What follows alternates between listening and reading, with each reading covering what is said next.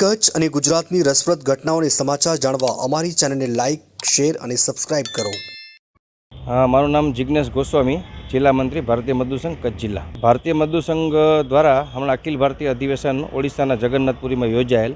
ત્યાં કને આખા ભારત દેશના બધા શ્રમિકો હાજર હતા અને જે શ્રમિકોના જે પડતર પ્રશ્નો લાંબા સમયથી છે એના માટે એક ઠરાવ નક્કી કરવામાં આવ્યો કે ભારતના દરેક જિલ્લામાં કલેક્ટર કચેરીએ એક દિવસના ધરણા અને આવેદનપત્રનો કાર્યક્રમ કરવાનો છે, જેના સંદર્ભમાં આજે કચ્છ જિલ્લા ખાતે કાર્યક્રમ કરવામાં આવેલ.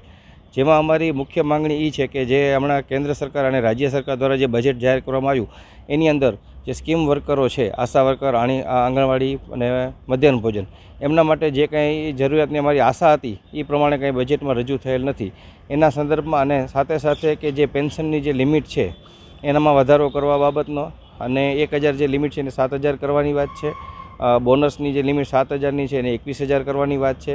પીએફની જે મર્યાદા છે 15000ની એને 30000 કરવાની વાત છે. આવા અનેક મુદ્દાઓ સાથે આજે આવેદનપત્ર કલેક્ટર સાહેબશ્રીને આપવામાં આવ્યું છે. સાથે સાથે કોન્ટ્રાક્ટના જે કર્મચારીઓ છે એની સ્યોરિટી, સોશિયલ સિક્યુરિટી અને સાથે સાથે જે નવા શ્રમ કાયદા આવ્યા છે 4, એમાં 2નું જ અમે સ્વાગત કરીએ છીએ અને 2 જે શ્રમ કાયદા જે છે IR કોડ અને OSH કોડ, એમાં જે કંઈ સુધારા કરવાના છે, જે કર્મચારીઓની ચિંતા કરવાની છે એ બાબતની રજૂઆતને અનુસંધાનમાં આજે અમે કલેક્ટર સાહેબશ્રીને આવેદનપત્ર આપેલ છે.